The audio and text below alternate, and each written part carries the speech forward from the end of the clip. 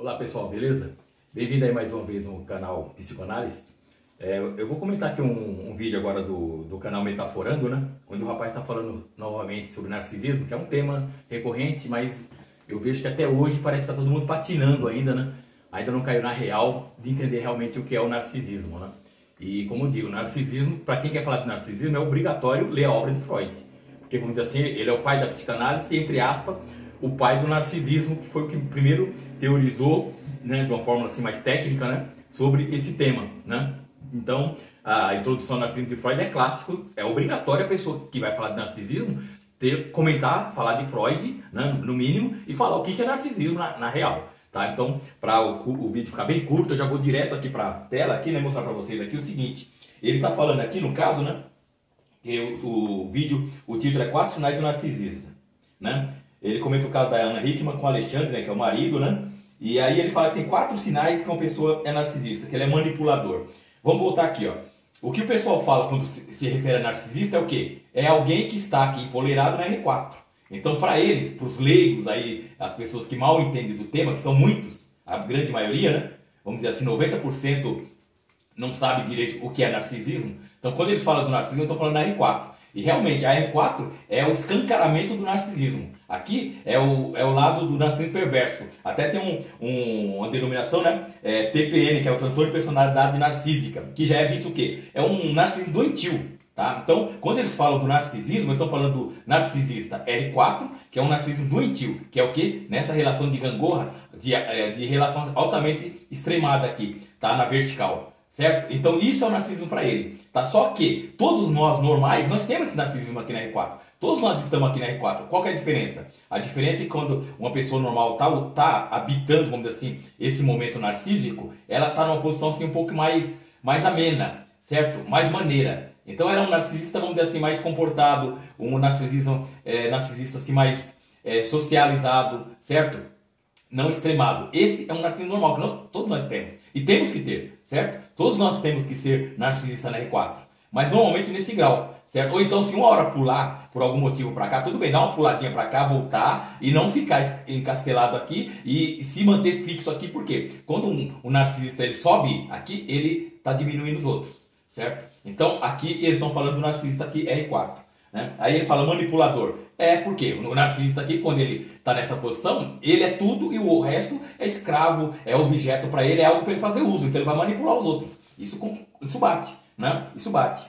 Depois ele fala o quê? Necessidade de admiração. Lógico, por quê? Se ele se acha engrandecido aqui, todos têm que olhar para ele de baixo para cima, né? De baixo para cima e achar ele um rei, achar ele um poderoso, achar ele um semideus. Né? A última bolacha do pacote. Então ele tem necessidade de admiração, né? Grande ainda. Quanto maior o narcisismo pola aqui, mais ele tem essa carência escancarada nele mesmo, né? Ele se acha excepcional, né? E tem baixa autoestima. Olha só, aqui é que está uma contradição. Quando esse pessoalzinho que fala do narcisismo está falando da R4, eles falam duas coisas que não bate. Fala que o narcisista é uma pessoa assim que ele se acha engrandecido, se acha excepcional, mas ele tem uma baixa autoestima. Onde é que está a baixa autoestima do narcisista na R4? Onde é que está? Ninguém fala. Por que o narcisista ele tem uma baixa autoestima? Tem, por quê? Porque ele está correndo para se defender da R2. Porque ele tem um lado narcísico dele ancorado aqui na R2. É aqui que está a baixa autoestima do narcisista. Então, todo narcisista, por mais empolerado que ele esteja aqui, ó, por maior grau que ele esteja aqui, ele não consegue desativar a R2. Ninguém consegue. Todos nós temos essa marcação narcísica. O R2 também é narcísica, tá? Só que aqui ele está numa condição de inferioridade. Então, muitas vezes, como eles falam, o narcisista ele está tão aqui, tão por baixo nessa relação aqui, que como defesa disso, para ele não ver, para ele não sofrer, para ele não ver essa situação aqui triste para ele, de baixo valor, né?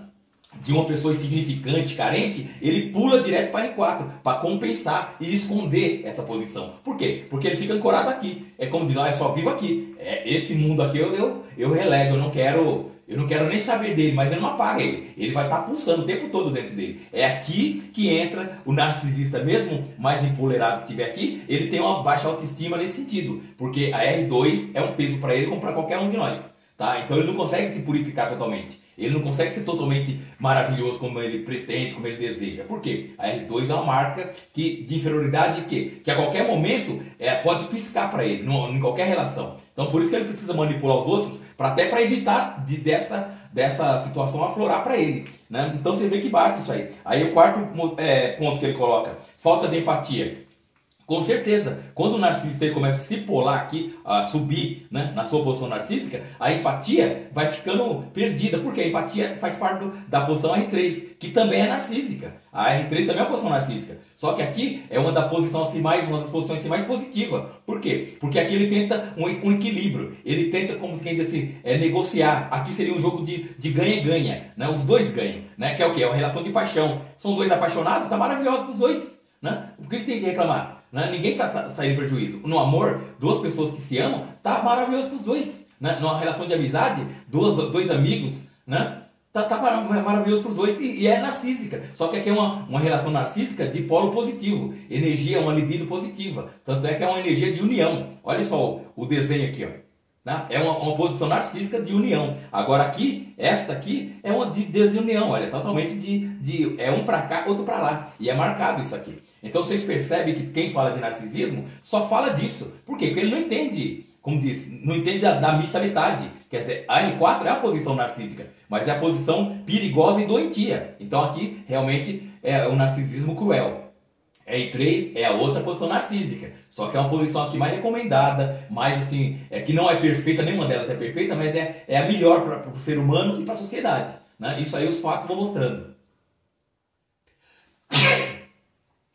E também temos aqui, ó, a R2, que também é outra posição narcísica. Inclusive, ela é primeira antes da R4. A R2 ela se instala a partir da R1, que também é outra posição narcisismo total. O R1 é o narcisismo total, que é a nossa origem. A origem do ser humano é dentro do narcisismo total, 100% narcísico. Por isso que ele é preto aqui. Ó. O desejo máximo do narcisismo R4 é ele voltar a ser o R1. É ele ser totalmente narcisista. Esse é o sonho que ele procura. Né? Só que em vida, ele não vai conseguir mais isso. Ele não consegue. Isso que é o tormento dele. Por quê? Ele não vai conseguir se completar. Ele vai estar sempre em falta. E essa falta aponta o buraco que ele tem. Né? Que é a falta dele. Que é aqui estabelecida na R2. Tá ok? Então, para deixar o vídeo curto, eu só quero mostrar para vocês que acompanham meu canal, vocês vão ficar expertos em narcisismo e entender a mente, né? Como eu falo desde o começo, porque aqui você não tem como se enganar. A fórmula mostra o tempo todo. Todos nós somos narcisistas, todos. A diferença é o grau. É como se fosse o narcisismo vai de 8 a 80. O pessoal só fala do 80, que é o lado cruel. O resto não. Ou então, talvez querendo esconder a realidade que todos nós somos narcisistas. Todos nós tem momentos que nós vamos para R4. Vamos para R4. Né? Uma pessoa normal vai para R4, ela escalona, só que ela não fica lá o tempo todo. É como se fosse uma explosão. Ela dá uma explodida para lá, depois ela baixa a bola, volta para R3. Uma pessoa normal. Agora a pessoa doentia, ela quer estar o tempo todo na R4, lá escalonado, lá em cima. E quer ficar naquela posição, subir mais ainda. E ela não arreta pé dali. Ela disputa a posição. Né? Ela não quer vir para R3, ela vem falsamente. Ela vem só de corpo presente. Por isso que ela não tem empatia. Porque ela está se lixando pro outro. O que importa é ela. Tudo é para ela. É como se no verbo dela fosse assim, ó. Primeiro eu, segundo eu, terceiro eu e quarto se sobrar você. A lei do narcisista doentio é esse. Primeiro eu, segundo eu, terceiro eu, quarto, quinto é você. Se tiver tempo, né? Tiver espaço. Tá entendendo? Tá entendendo? Então, resumindo.